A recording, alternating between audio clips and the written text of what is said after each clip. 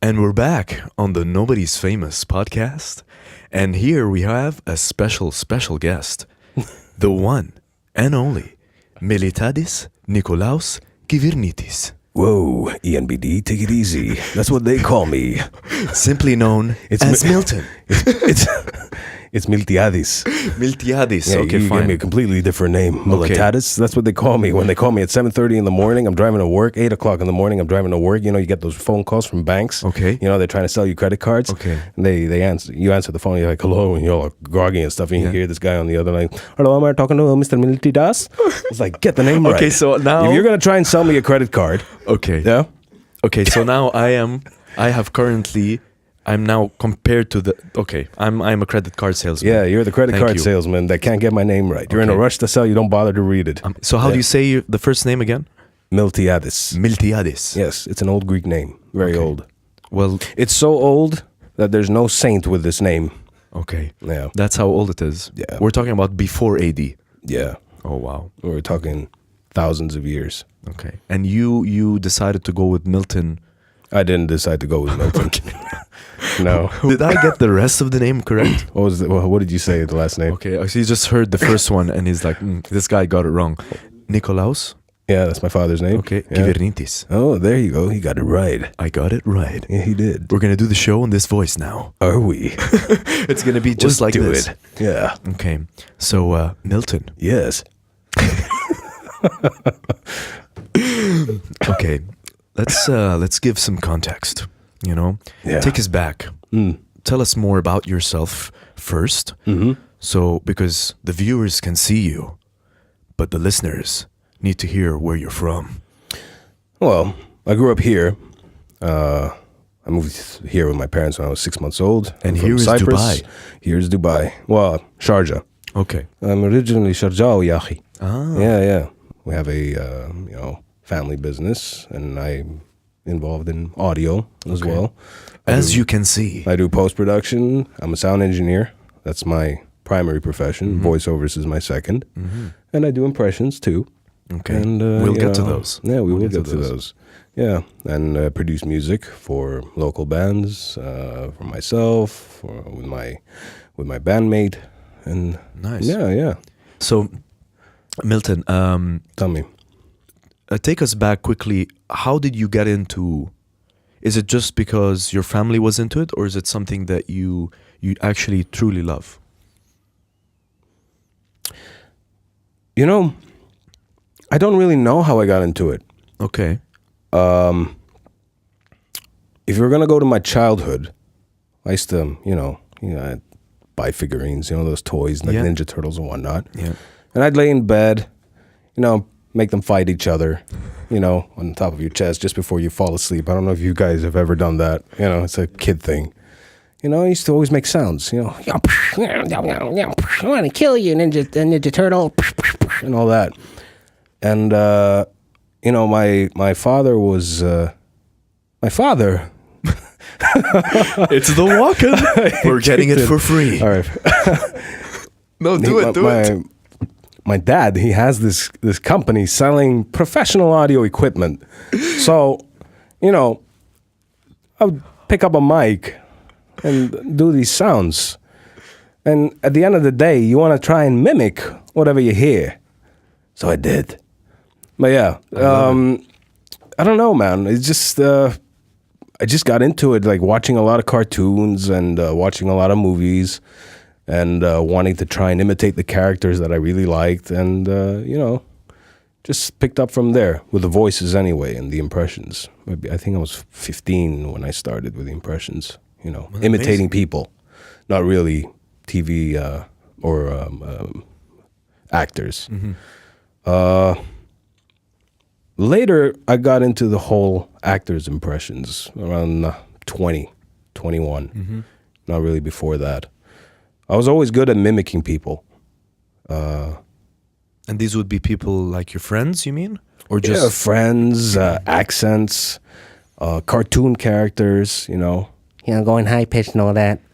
and then going really low and all that. nice. So, I just It's just something that developed over the years. It wasn't like I woke up one morning and said, I'm gonna be an impersonator. Okay. No, You but know? that I think that's also a slight misconception. People think that, oh, you have the voice, therefore you can do anything. Yes, exactly. I don't think that's true. I think, try to sound like Mariah Carey, but it just doesn't work. You know? I mean, I think it comes with, like you said, with a lot of practice and a lot of watching. It does. Things. You know, some accents take a while for somebody to be able to nail. Some accents just happen. They just happen. Yeah. Like the Christopher Walken thing happened overnight. I'm not kidding. I still remember the night because I have a good friend of mine who lives in Canada, and he loves Christopher Walken, and he would always try to do the impression. You know, I'm like, no, you don't have it. You can't do it. You don't have it. Mhm. You know, but I never tried, and it was back home, and one morning I woke up, and I kid you not, I just started doing it. Like, wow, good morning, I'm here. Hell is going on? I got to refrain from the profanity. It's hard. Nice. It's part of my everyday vocabulary. It is an extensive and exhaustive list. Yes. But I like it though. I mean, you just came up and Yeah, It just with that particular impression, okay. for instance. Okay. Yeah. And then which one of those, or let's say impressions or sounds that was, I want to say, you found difficult, but you do it now, let's say. Arnold. Okay. And why is that though? A lot of Because- people do Arnold. No, a lot of people can imitate Arnold, but they can't perfect. They can't perfect his nuances and his little, you know. There's the little things down there, especially with the accent. You know, it has to do with the Austrian accent. The Austrian accent is very distinct. You can tell between a German and an Austrian who's who, where they're from. I can't. And when they speak English, 100%. Most Austrians sound like Arnold when they speak English, if they come from mainland Austria. Okay. You know, they have that thick, you know, and some like word, you know, school, you know, down there, you know. I like it. 1, 2, 3, 4. You know, three. Like now he says 3, but when he first started, if you've seen Hercules in New York, he couldn't do th. You know, he couldn't pronounce that. He had a very strong Austrian accent. 4. 4, Okay. 3, 4. Nice. Yeah. Because it's just one of those things. You watch a lot of people do that, and you don't understand the nuances you're talking about. Yeah, exactly. and I mentioned this before on the show, and I feel it's important to mention it again, especially since we have someone who does impressions. As we were discussing the trigger words, and this is a shout out to Berzan. I didn't say his name last time, but I'll say his name now. Berzan Jafar, and he taught me this thing about when you do impressions, the most important thing is the trigger words. Yeah. And like you just said now, the foi, it's such a trigger word. You might not, you might be doing an impression of Arnold, but when you say that, it's like it immediately clicks. Yeah, 1, 2, 3, 4. I love it. I Yeah, like the but deepness in the I voice. think, yeah, but I think with Arnold, it's more about the depth as well of his voice because it's very down there. It's right here in the chest. You know? Oh, the listeners, man, you guys have to see how he changes his whole body movement. He just Exactly. the body language is Exactly. I love it. even the laugh. He's there. Okay. Yeah. So nice. And so you think the Arnold was the toughest one maybe that you had? He is. It is hard to perfect his voice simply because a lot of people can go. Everybody does that. I do that when I go to the gym, you know, and I'm lifting really heavy weights. I go. Sometimes I do it intentionally to, you know.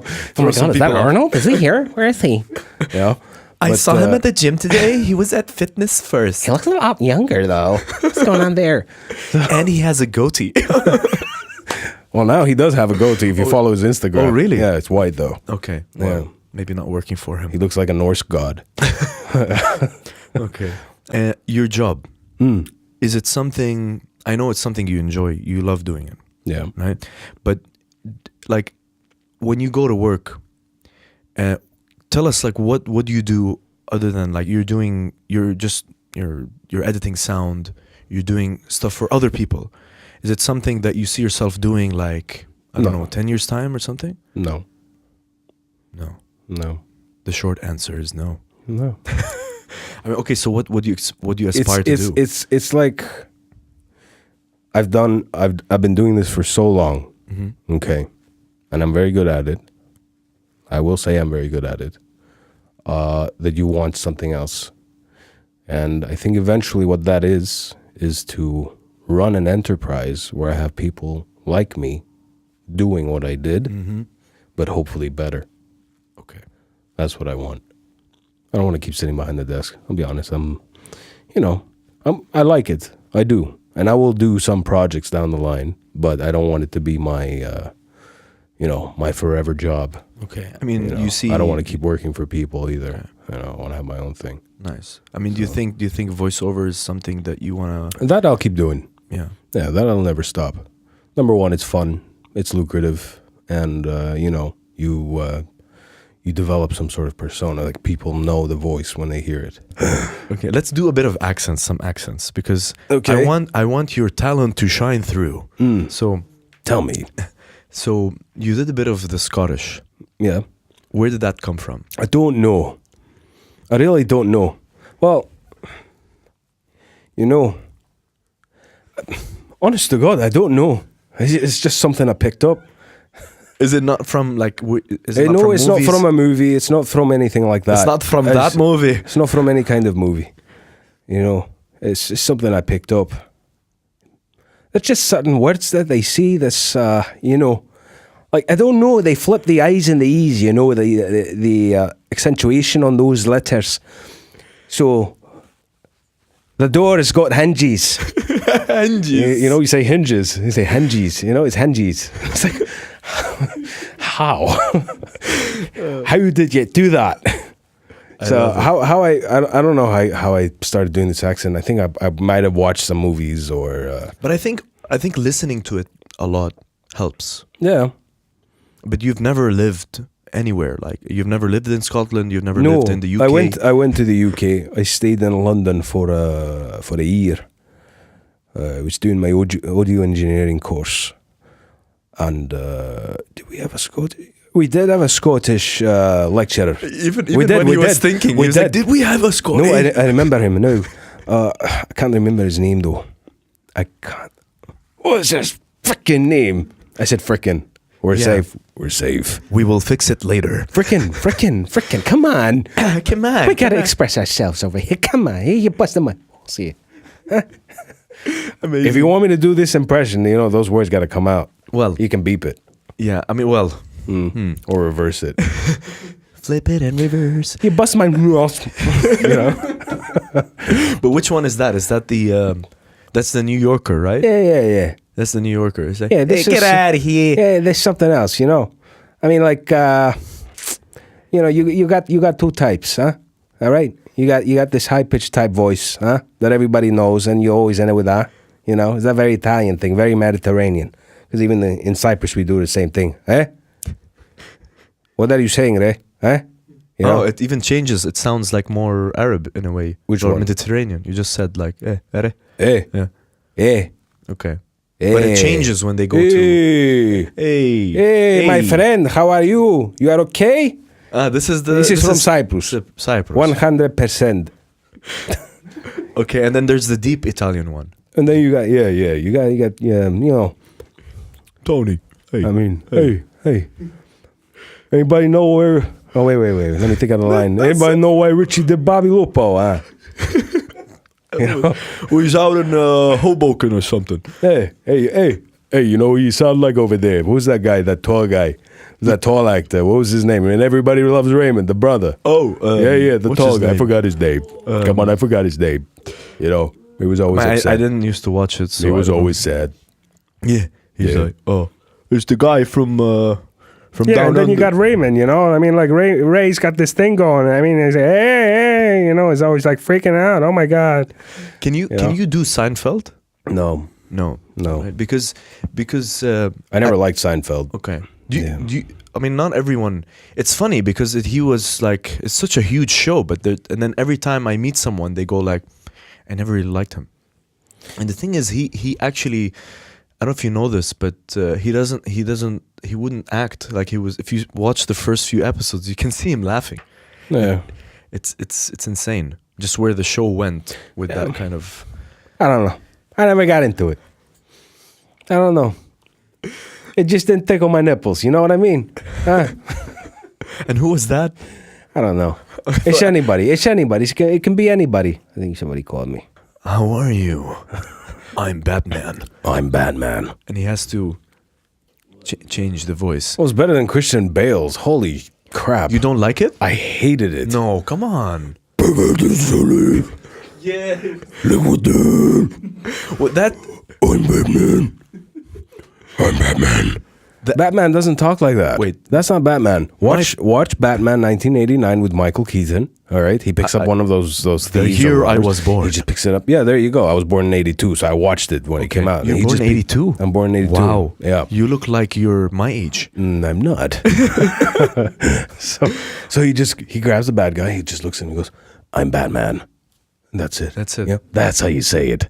Christian Bale, like the movies were good. All right. Third part, not so much. The first and second, Yeah, I like part, them, okay, you know. okay. But his take on Batman, especially on Dark Knight.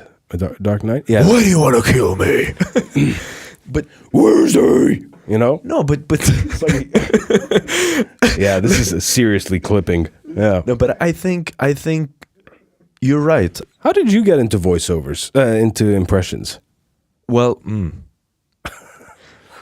the flow has Because you love it so much. So The I'm show curious. has just been flipped. Yes, I'm the host.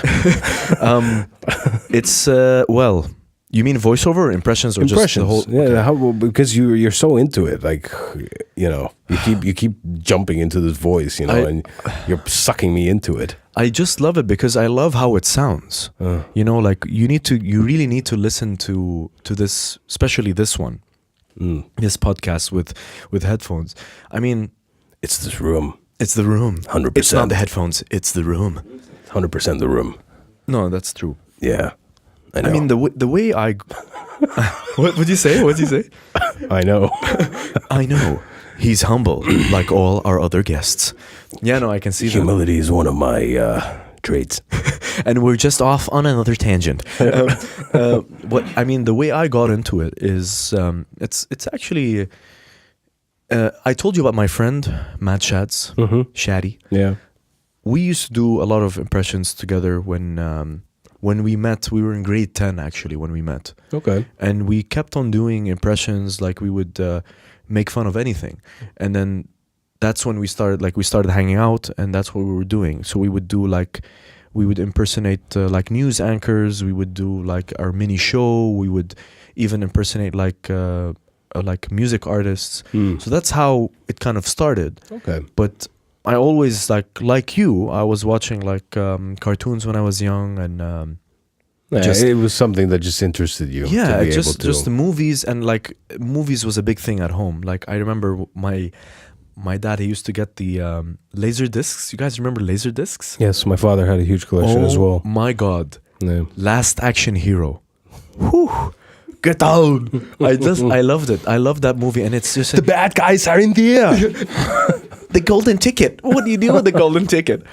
This movie, man. This movie. It was a I don't good understand. movie. I watched it again recently. It's a really good insane. movie. So It got bad reviews, but it was a good movie. Yeah, it got bad reviews, and it was like it was one of those things that reminded me of Laserdiscs. Yep.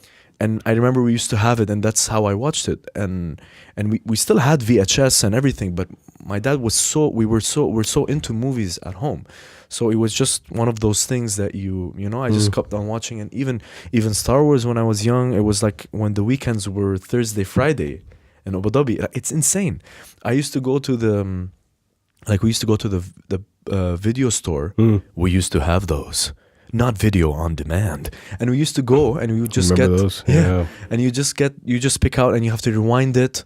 Oh my God. Yep. And it was just one of those things, right? We'd get a Happy Meal from McDonald's, we sit at home and we watch it. And so it just became one of those things. But now recently, I just kept on wanting to. It just stays with me, and thank God people tell me that I have that I have the ability to do voiceover, so thank God for that. You know, it's not just me thinking in my head. No, I think you should. I think you should take it seriously. Yeah, you're right. Yeah. You're right. Why not? So it was why not? So it just became one of those things, and learning about what's his name, Don LaFontaine, who's the trailer guy, and you don't hear any of those in the movies anymore. I know. It's so bad. They became cheap. It's like Cheapskates. Where is it? Where is it? You know? I don't know. It's no longer in the cinema. You That's can't true. hear that you know, this coming to a theater near you, The Avengers: Infinity War, live across all Cinemax theaters. They don't do Buy it your anymore. tickets now No, you're from right. Fandango. Because it's expensive. Yeah, A voice like that. Yeah, but there's still people who do that, but I don't know Yeah. why they just don't bring that back. I don't know either. I can't imagine why. Maybe they're trying to keep it a bit more dramatic. Maybe they think the voiceover thing is a thing of the past. Well, yeah, I think I won't be so. surprised if it comes back down the line, though. I think so. I mean, you're right. If you see this, if you see the trailers, a lot of the trailers are the actors themselves speaking. So it's like, what happened there? We don't know. It's like, You know what I think needs to happen? A really good movie needs to come out, and that trailer needs to come out with a voiceover. Then everybody will pick up on it. Hey, I want our trailer to sound like that. All right, who can we hire? Yeah. Find me a good voiceover. where's Bloomstein? And they just start calling everyone. Yeah, it should probably be like that. I think. Yeah, you're right. Hey, you never know. Maybe it's. I mean, look at vinyl and cassette is coming back. Vinyl came back Cassette? a while ago. Cassette is coming back as well. Really? Yeah, Because yeah. I'm getting into vinyl. I know and people I'm- like pencils and cassettes and freaking winding them up. If you remember that, you know. Where's my pencil reminder? Yeah, no, it's. Yeah, I guess so, man. I think you're right. Yeah. Shall we finish the promo that we started, which never ended? Oh yes, go on. Yeah, let's. This summer, Coming to a theater near you, Miltiadis, and Robert Patrick. not Patrick Hayward, is in the biggest blockbuster of this summer. Terminator 252. Wow, coming soon. Robert Patrick Jr. Nice. Holy crap. I love it. Yeah. I just love it because you even have this. I don't know why you're asking me to get into voiceover because I know you're in it already, but you have that blockbuster voice. I don't know. Maybe they want it for Arabic. Yeah. You know. Well, so we'll do some Arabic for us because your Instagram profile says the guy from Dubai One trailers. Dubai One is English. Oh. We will fix it later. Asliyan. Yeah, but I love it. I love it. No, I've done some Arabic voiceovers. But they write it out phonetically for me, and I'll read it. Yeah, but you know. that's Because how I work with Arabic voiceovers, so I hear what they say. So you have like the Dubai sports guys, حصرياً على الدي رياضية, and stuff like that. So, insane. WWE live في السعودية. you sound like Khalid Yunus. No, not Khalid Yunus. What's his name? Khalid from NBC. NBC Action. That's who you sound That's like. the guy. Is that his name? Khalid. I thought it was another name. No, it's not. Live NBC Action التاسعة KSA. On NBC Action. NBC. I know. I like the التاسعة KSA. Yeah, It's there you always like even the city or like the country has to be dramatic, right? KSA, GMT, On Dubai One. Dubai One. So you do the trailers? Yeah, Wow, I do. amazing. Which is your favorite one? I don't know. I've done thousands of them. Wow, thousands. Yeah, I'm not bragging. It's just what happened. Over the past 7 years, I've been doing it for them. Insane. And just all the types of movies. Did you do the Terminator 2 I one? don't do girly movies. Okay, you say no to Yeah. that. No, you know? I'm not. Shirley was alone home. I'm not gender. Alone home. I am not gender neutral. I don't do girly movies. You know, we have a voice artist who takes care of the really like Gossip Girl and all these. It won't sound nice having a Gossip Girl coming soon on Dubai One. Sounds weird, right? But it still sounds good. No, it sounds weird, dude. Okay, Especially with the way they cut the trailers. You know, it's always best to have a female voice artist for that, and we have one who's really good at it. Okay, nice. Now I'm gonna listen to it and I'm gonna remember that this is your voice. I don't actually watch Dubai One, so now I have to watch and I can. Yeah. So give us last few of your accents, Accents. and then maybe let's top it off with a nice story from your life so we can humanize this whole experience. But let's start with I love his laugh. It's like and then it's the subtitles at the bottom. People Wheezing. say I laugh. People say I sound like Muttley when I do that. Really? The Cowardly Dog. Yeah. That is, well, now you're doing it. No, yeah. But I don't know. It's all the wheezing. It is wheezing. Accents? I don't know, man. I do a variety of accents, really. You know, I did I did an animated film for a client that was shown on the IFF about 2 years ago, I think, or 3 years ago. It was for the 1001 Invention Story. Oh, wow. Omar Sharif's last film. And I had to voice two characters, a Chinese guy, although I think I did more Vietnamese than Chinese, and an African general. Yeah, so it was a Chinese scholar and an African general. And sometimes, you know, I sit and I think, why can't they look for voice actors that speak English from those countries? You know, once I got asked to do the Indian accent, Northern Indian, and I'm thinking, we live here. I'm pretty sure there's a lot of voice artists from India who speak fluent English that could pull off the accent you want. And I've never understood that. It's always puzzled me. We want something of contrast. You know, I think it is nice that you can do it. You're white, tall. You know, you're very white for an Indian. So do it. You know? But, I mean, you're not even it's just your voice. Yeah, it's just my voice. So, you know, sometimes I get asked to do the Filipino accent as well, which I can do. So that one is more, you know, there's two type. There's deep. I love it. I can do that. I actually have a very good friend of mine who also does it. His name is Rudy. He's also a voice artist. He also does this Filipino very strong accent. No, Very deep. very deep. I love it. I mean, you know, I don't want it to seem like we're No, we're not bashing them. No. We're not making fun of them. That's just an accent. yeah, and It exists, you know. And if people are going to get offended with impressions, we might as well kill comedy. yeah, no, You that's know? true. I just want to say that the reason why is because, like, it's part of some of the accents that I do as well. And growing up here, you have all these friends, you know, from these different nationalities, so you pick up on it. And I'm the first one to say I make fun of the Lebanese accent all the time. Yeah, dude, I make love fun it. of the Cypriots. I all the time. Wait, so okay, because I thought you were. I'm totally mistaken here. I thought you were half Arab something. No, You're not. no. Purely. Actually, I'm half Cypriot, half Filipino. Oh, I really? didn't mention this in the beginning. I'm okay. half Filipino. And now you know at the end of the show, guys. Yes.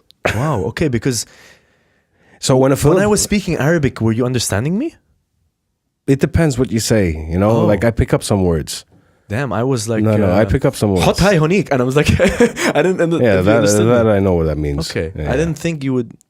Okay, I thought you were like Arab, No, half Arab. no. Okay, like half Greek, half. I Arab. am half Cypriot, Greek Cypriot, half Filipino, and I am bred a Greek. breaded Greek. Yes. Mm. Yeah. Breaded, Raised. raised. Born and bred. Well, that not probably born and bred. explains why we can do the Filipino one so well. Then. Yes. Wow, Yeah. it's insane. But yeah, I guess, yeah. It's, I don't know. It's very difficult to talk about. Because, you know, I love it. I mean, you have President Duterte when he's talking is very nasal. I don't like that president. He can go beep himself. you know, he's got that nasal thing going. You got different Filipino accents. Some are very deep. You know, the typical one is always high pitched. Hi, mom, sir. You know, Yeah. and all that. They all do that. You know, But you want all these impersonators. They always do that. But you have a variety. Like I've met Filipino guys who have deep voices. You know, like, hi, your name is Milton. Very nice to meet you. You know, it's Yeah, yeah. deep. It's like deep. It's like, damn. Yeah. You know, but one of the deepest voices I've ever heard is a Palestinian, I think Palestinian Jordanian guy. He's an old guy, he's 70. But his voice is down here. I honest to God, like it is deeper than James Earl Jones' voice. You know what that's from? Which? Cigarettes. I'm joking. Or is it cigars? Cigars. Yeah. Well, cigars doesn't really give you a deep voice, I think. Does Yeah, it's not like you can inhale them. Check your facts. It's always someone in the background. Check your facts, man. Yeah. Yeah. Those- Okay. No, but it's interesting. I mean, you do the Palestinian. No. No, you just. No, Okay. I can't do that. No. You just did it though. I did? Yeah, kind of. I Well, did? if he was American. Oh, you mean no? I'm saying his voice. It sounds like he's talking from down here. You know. Yeah. Well, but every time he wakes up in the morning, he says good morning. He's moving his Yeah. freaking lamp or something, you know, that's hanging off the ceiling because Sound of waves. how much air is coming out of there. Yeah. You know, and so yeah, Filipino accent, the Indian accent. Then you have North and you have South. Like the two are completely different. The North is very posh. When when you hear them speak, they have some sort of eloquence when they're talking.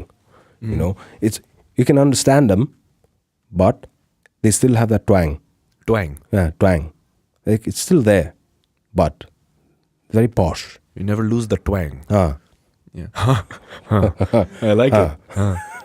But I mean, I love to make fun of the Lebanese one. oh, I do that all the time too. First, because I am Lebanese, and secondly, because Shul habibi. there's just so many places you can go with it. It's just like, you know. Yeah, I have to say though, I am guilty of doing that thing that, you know. How do I say this without upsetting people? You see, the Lebanese accent, you know, is a very polished / French twang accent. You're talking about Arabic though. Arabic. Okay. Yeah, when they speak like this, you know, Habibi, Shuhaida, you know, they say stuff like that.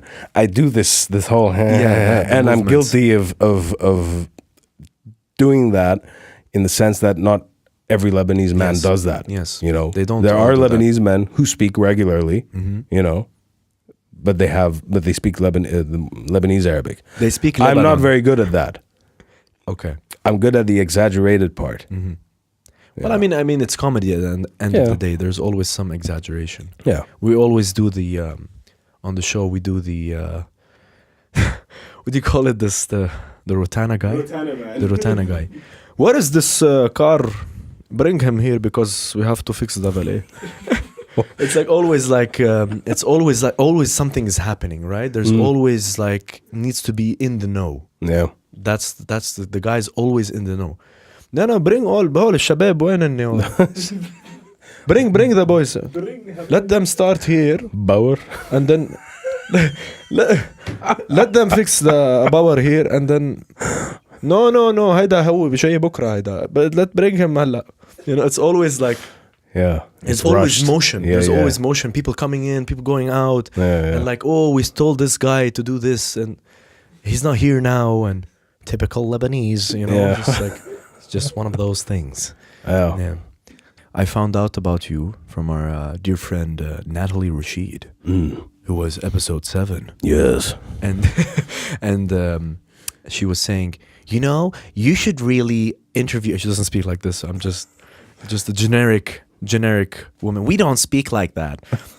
Just, you know, she's like, you should interview Milton. And I was like, yeah, let's do it. You know, Yeah. and when I saw you doing the voices, I'm like, yeah, we need to get this guy on. Like, this guy is exactly who we need. You know, I just loved all the different things that you were doing, and the other thing that you're doing is you have a band. Yep. I do. Sorry. But maybe you can tell us how you got into it. All right. Well, I used to listen to pop. I still do. You know, I'm not going to deny that I listen to pop. You know, Top 40. Michael Jackson, stuff like that.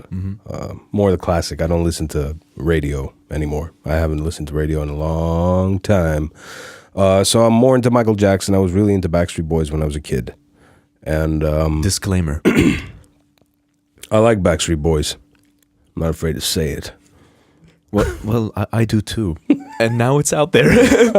Now everyone knows. No, they're a pioneering band. You got to give it to them. They pioneered in that genre. Okay, well, maybe there was New Kids on the Block, but they weren't really like Backstreet Boys. They were. Yeah, I mean, everyone knew. Backstreet Boys is Backstreet Boys. You know, everyone knew the BSBs. They're the Metallica of that genre. Okay, and when I went to Cyprus, and I was in the neighborhood, we had this kid who was my friend now, and he used to blast Metallica every morning at 7 a.m. How a kid that age in the summer woke up at that time to blast Metallica was beyond me, but he did. He had something like 10 speakers set up in his room, and he would just blast it. You could hear in the whole neighborhood. Ride the Lightning album, or Kill 'Em All, or Master of Puppets. You know, those really heavy albums. Yeah. You know, and I wasn't into metal then. I was maybe 13, 14 at the time. And eventually I got to meet him, and he played Creeping Death, which is their take on the biblical story of the creeping hand of God taking the firstborn sons of Egypt and I don't know what. You know, that took a doctor. And but that's what the song is about. Yeah. And that really interested me, that they were writing songs about topics like that. You know, so that's when I started getting into metal. And as I got more into it, I became more interested in how they put this stuff together, like how they recorded the drums and how they did the guitars and vocals, how they added those, reverb and delay effects and whatnot, and how they got it to sound so powerful. You know, like you're putting in these small earphones. Yeah, and you don't know what's behind. And they're all tiny, but they sound so big when it's in your head, and like you're unstoppable when you're listening to this kind of music, And it's somebody's watching and you're walking, you feel like this king, and you're walking, you have Metallica playing, and you're walking, you feel like this tough guy, and there's a guy watching, and you're like, what the hell is this guy doing? Look at him, he thinks he's a tough guy. But it makes you feel mighty, So I got interested in audio engineering because of Metallica, really, because of the way they put the material together. And with that came the interest in playing guitar. I was playing keyboards before. Then I picked up the guitar. And and it took off from there, And then it was in 2003 when we did, I composed a song, I was using Sonar, back then when it was fresh. And we put out a song for the first time on national radio here, on a rock station. And, it was good for the time. And that was your first band? It wasn't really a band. It was myself. And, it was myself, and there was a Basil. Okay. Yeah. Oh. He has a voice for singing. Oh, amazing! So you were the instruments, and he was. I was recording everything, and he was doing vocals, and then we had my friend Kieran, who is in here. He played some lead guitar and solo and whatever, and we submitted it, and they liked it. It was a rock station somewhere in Studio City, I think it was. Okay. Or Media City, can't remember. And no, it was Media City at the time, and it went on air, and it was. It was a specialist night. It was like local bands or local music support station type thing, or nice. segment. And that was the first time we put something out. And from there, I took it a little bit more seriously, and then we did our first album. Again, most of it consists of me recording everything, composing everything, and producing it, and then featuring guest musicians from around town. Just to showcase talent, really. And to be clear, that's different from what you're doing now, or this with is what? Private government? Yeah. No, it was. It started as private government. It was back in 2005. Yeah. Wow. Yeah. Okay, because I was trying to understand the timeline. That's why I'm a bit confused. No, private government started in 2005. Wow. But Yeah. you've only released, 2 albums. and then the second one's released like this year. Was Yeah. released. Okay. It released. Just trying to understand the timeline. Yeah, the first one we released in 2009. I worked on it for 4 years. And I worked again with a variety of local artists, including Joe. And it was supposed to be more of an album that was experimental. Okay. Because though they all the tracks have the same sound, they're not all the same genre or subgenre. You know, it's everything. All the tracks varied. Some were really, really heavy, and some were really, really flowy and light. For the rest of the people. What? No, I mean the flowy and light. Like ones. rock. Think of like soft rock. Yeah, not the clanging. Let's just say of the heavy stuff. Yeah. Some tracks were really, really heavy, and some were more for mainstream audiences. Yeah, nice.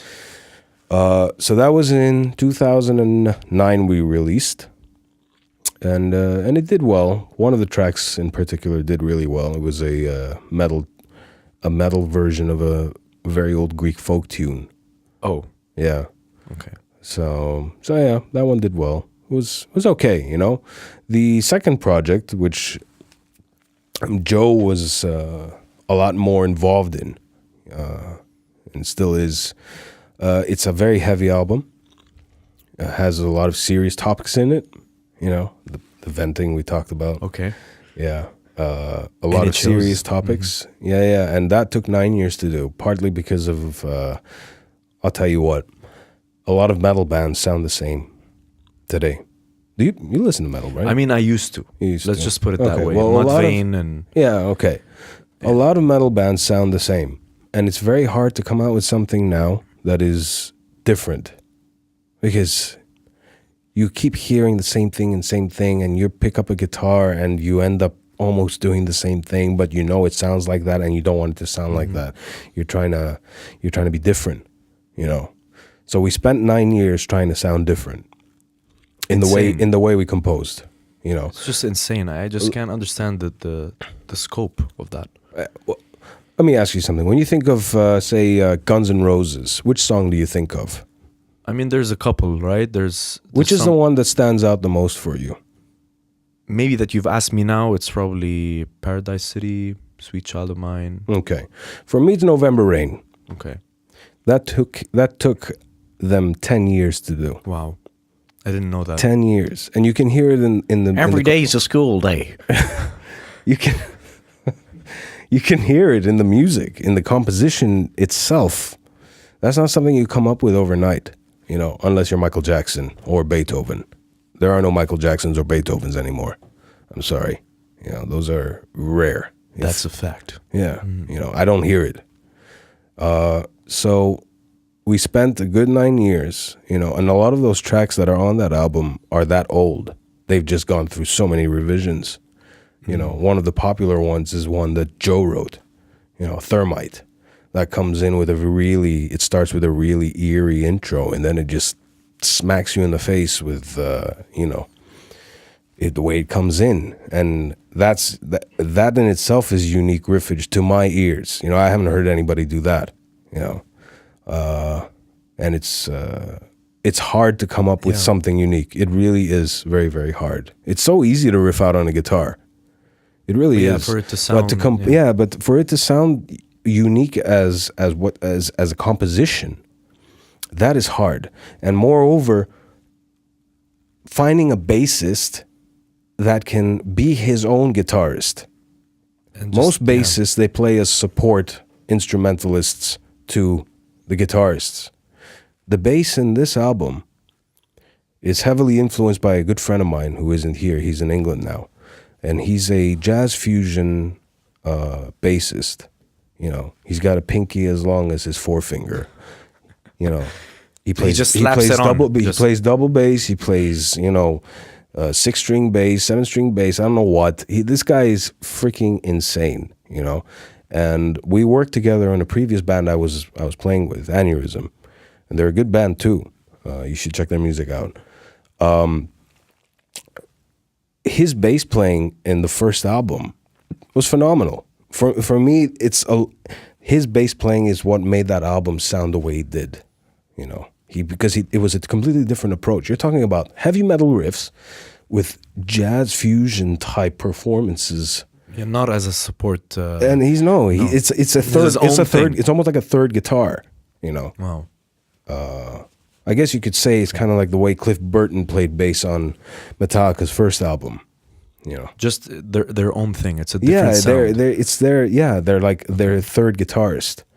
You know, as well as being the support, the bottom end of making the overall composition sound full, because that's what bass does. It fills up that bottom end that is otherwise missing. So yeah, finding a bassist was hard until, you know, I remembered Rami, and he was on board. He's on 5 tracks. The rest of the tracks are influenced by his playing, but are not him. You know, and then there's a variety of musicians that have been involved, like Royden. He's a phenomenal flamenco player, and he plays with the band like Point of View. Different types of music in this album. Yeah, there's no flamenco in there, but he's a phenomenal guitarist. Okay. He's like phenomenal. You just see him live when he plays. He plays with a band called Point of View. They've been around for years as well. Very good rock band. You know, and yeah, there's Luki as well from The Recipe. You heard of The Recipe? Yeah, Suerte. He features on one of the tracks. It's almost a thrash track, but we've got rap vocals in there. You know. Okay. Again, but it's just so different. Yeah. I mean, you would expect like this 9 years, you just have a flurry of different types of music within it, which is cool. Yeah. Again, this album follows the same principle as the first. The sound, all the tracks have the same sound, but this time there are the compositions are a lot more mature. Okay. I don't know how else to describe I understand. it. They're a lot more mature. You've grown as an artist, so the music exactly. More polished and more refined. Exactly. You know, and everything on this album is done locally. All right? From the contributions from the different artists. You have Suerte, you've got Hamdan Al-Abri, you've got Rami Lakis, you've got Royden, you've got Nadim Bibi of Aneurysm, and you've got Joe. You know, all these artists are in this album. The artwork of the album was done locally by Serge. Serge is also on the album. Serge Lutfi. He's a vocalist, death metal vocalist mainly, and he plays some bass. His wife is a phenomenal graphic designer. You know, I gave her the album. Have a listen to it, and come up with the artwork. Do whatever you want. Yeah. She asked me, "What do you see?" I said, "I see torment. I see pain and suffering. Pain, suffering, torment. Help me, Ruba." Her name is Ruba. You know, please show us the pain. Yeah. So I gave her the album. Do whatever you want. And that's exactly what I did. And it's the same thing with all the musicians as well. You know, I told them what I was looking for, but I didn't tell them what to do. You know, I told them what I heard, but I wasn't telling them what to play. I let them do that. And that's the beauty about this project, is that though I was in charge, everybody was free to create as they chose. And it's the same with the artwork, and it's the same even with the mastering.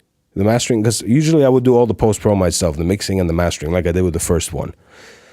But this time I didn't want to do the mastering because I've been listening to the album for 9 years, you know. So I took it to a friend of mine at Soundstruck Studios, Elvis. Coincidentally? I mean, Elvis. Oh, yeah. Music. Yeah. Time to explain the joke with Milton. Sorry, I'm so in the topic right now. I know. You've taken us all down this road. Yeah. You know? So of pain and suffering. It's real.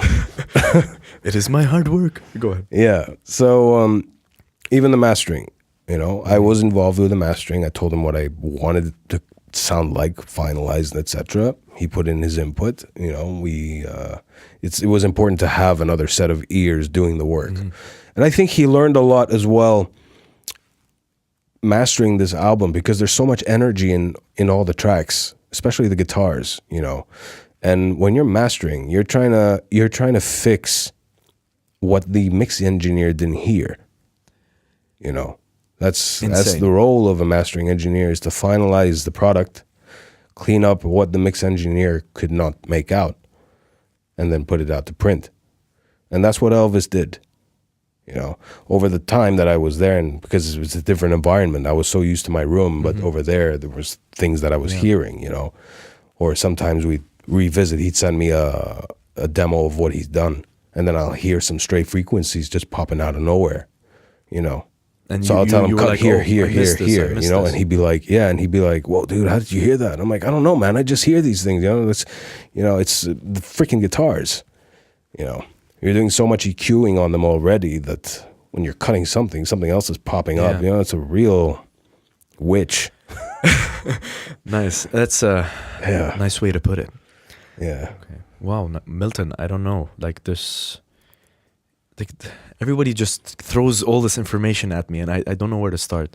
No, this album was really, really hard work. Promoting it was really, really hard work, and all credits for that goes to Joe. He's the PR mastermind. Okay. The strategy which he employed to promote the album was a success online. We quadrupled or sextupled our follower count as well. Oh, wow. Yeah. All thanks to him. He did a really phenomenal job with promoting it. I would come up with the content, you know, I come up with the ideas, but he was in charge of scheduling. You know, or that's he's in charge of how to put it out there. Yeah, exactly. I have no idea how to do this stuff. Everybody who's involved in this with this album is free to do as they choose, which works, you know. And that's how I like to work. When I'm working with people, let them work the way they choose to work. If they're good at it, you don't need to micromanage, you know. You have now two qualities of a good leader.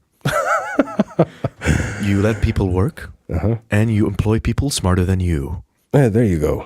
Yeah, it's really important. Yeah, it is. Definitely. You know, it's really important. I you know, if I didn't have these artists that I know, and you know, I love these guys. You know, even though I don't show it. You know. Yeah, I think I noticed now in just this in this short conversation with you, Milton, is there's always that very strong composure and this posture of with my deep voice, and then suddenly and there it is, and then suddenly it breaks with laughter. Yeah, you know, exactly. He's like a gentle giant, you know. Yeah.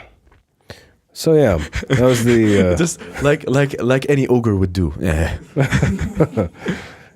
But I love the passion, and I wanna visualize this for the listeners, that when you were saying these things to me, I can see it in your eyes, how deeply and like you really loved that project, and like, you know, we want to support you on that. So thank you. We want to kind of promote this new journey that you've embarked on, private government.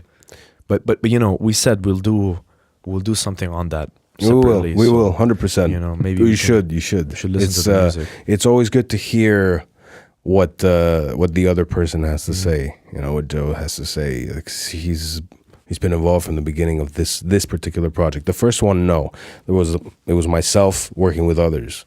This one, it was both of us now juggling ideas about how to execute, who to bring on. Even Luki was the same. He had the same kind of role. Like he was the reason I brought Hamdan Alabri on board. Even though I've known Hamdan since I was a kid. You know, we were in school together. He was head boy of our school, bald, pants up to his chest and whatnot. Yeah, I know. He's gonna hate me if That's he up sees, to the neck, man. If he sees this here. interview. He's gonna kill me because I keep reminding him about it. It's so funny. That's the memory of Hamdan that I have. Luki is the reason that I have Hamdan on this album, because he came up with that idea. On one of the tracks that talks about pain and suffering.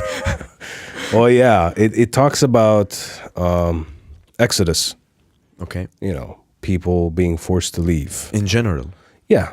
You know, this album generally, I'll explain it to you very quickly. Every song, pretty much, takes an ancient historical aspect of a story and a modern historical aspect of a story and makes it one story. You fuse them together. I fuse them just together to and you make create a new one. And I think the overall message of this album is nothing ever changes. Nothing will change. Everything the only repeats. constant is change. Time. As old as time. Yes. I'm trying to push you back into the voices, but we'll do that after. Yeah.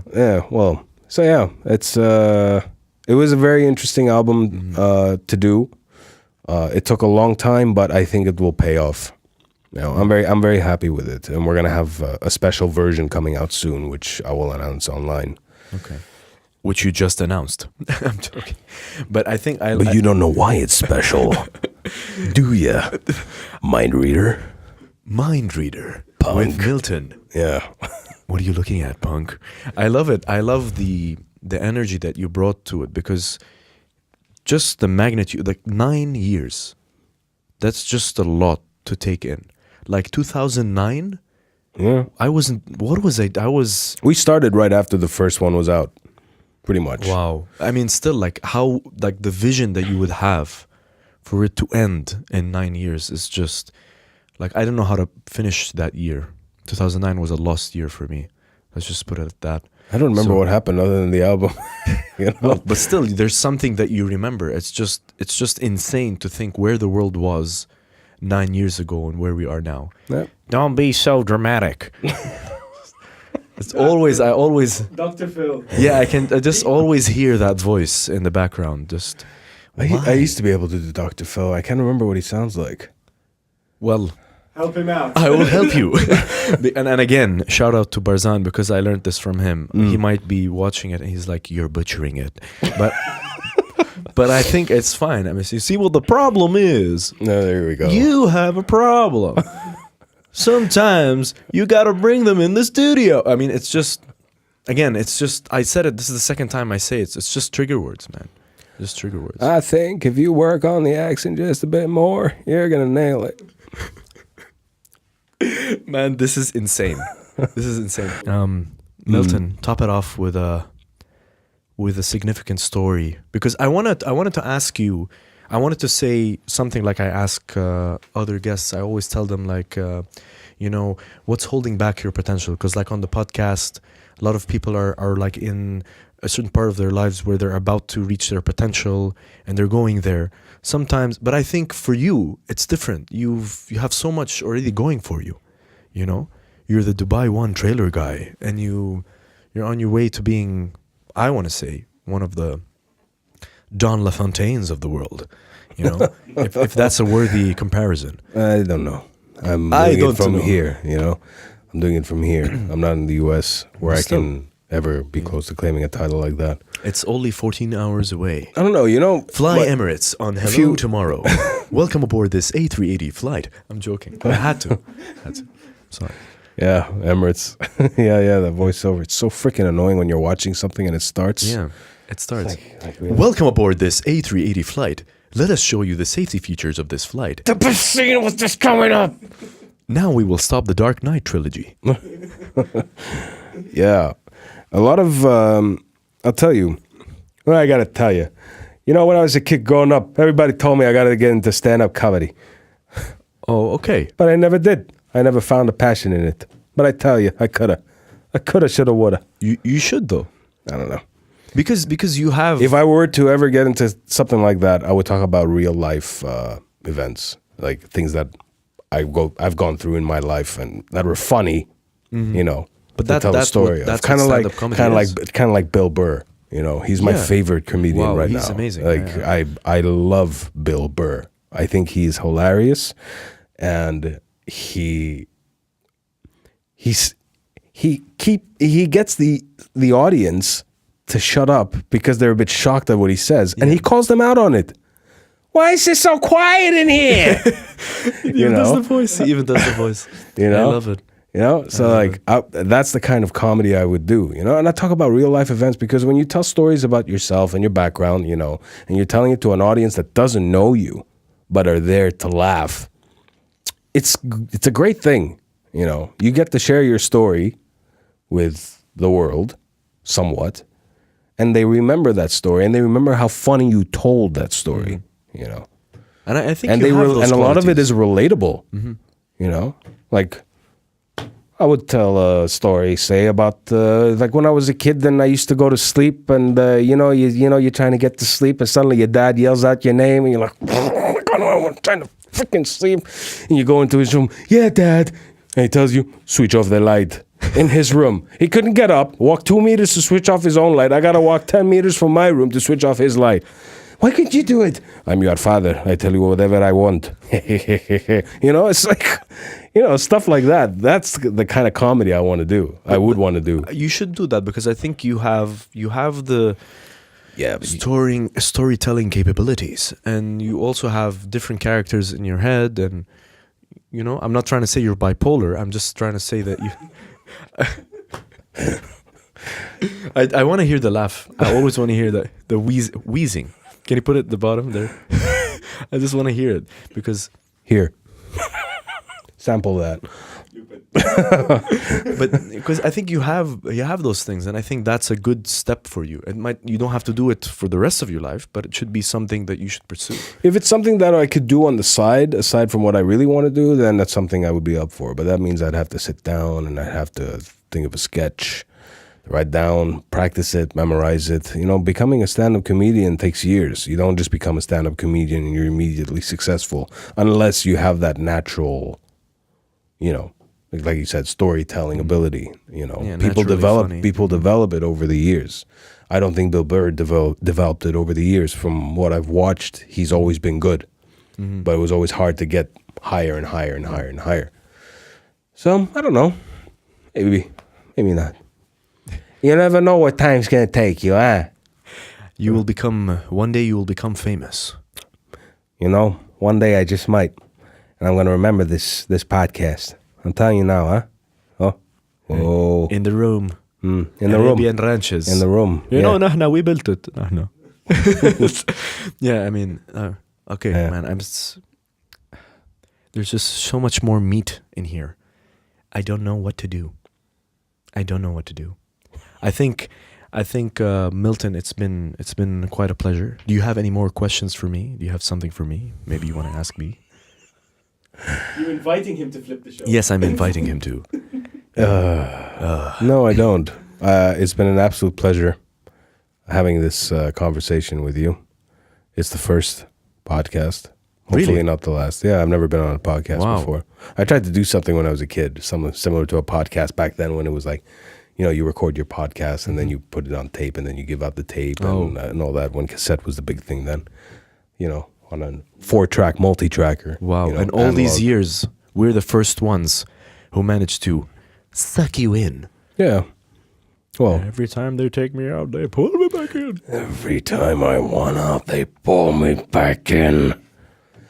Well, what are you going to do, huh? What are you gonna do? Ooh, Hooah. yeah. I love it, man. Milton, Yeah. it's been an absolute pleasure. I got to say, I had a good time. I love it. It's just character after character. So, Milton, you want to sign off with me since you can do a wide variety of voices? What's the line? Well, there isn't one. Let's just put it that way. There isn't one because, you know, the shows are always so rigid. There's an intro, and then there's the show, and then there's the sign off. I mean, we do have that, but it just can be any form it takes. It doesn't matter. Okay, fine. Ali, it was quite a pleasure. Thank you for having me on your show. And I will see you soon, okay? Goodbye. Did I just drop something there? No, well, anyway, I just wanted to say that it's been an absolute pleasure, Mr. Ali. And thank you, Alex, for everything as well. Your audio setup is quite impressive, I must say. And now this is called the Nobody's Famous audiobook. Yes. No, Thank you, it was Milton. good. Thank you very much. Thank you. Really. I'll sign us off, Alex, I maybe. was gonna say, we'll edit this in, but maybe if there's any social media handles or anything that you want to, where can they find out more Yeah. about them online? Well, if you can spell it, you can find Miltiadis, right? It's Miltiadis Kyvernitis. Kyvernitis. One word. One Entire. word. We're not going to tell you how to spell it. MIL. TIADIS Kyvernitis Shameless plug. on Instagram. Yeah, sometimes I do impressions. If I'm in the mood, you'll find an impression video in there somewhere. And occasional comedy. Yeah, the occasional comedy or, making fun of stuff. Yeah, All right. yeah. Well, sign us off, Alex. Thanks again to Milton for being on the show. Thank you. We had our listeners and we had our viewers with us. You can listen to us and you can watch us. Please don't watch us while driving. And, Guilty. if you...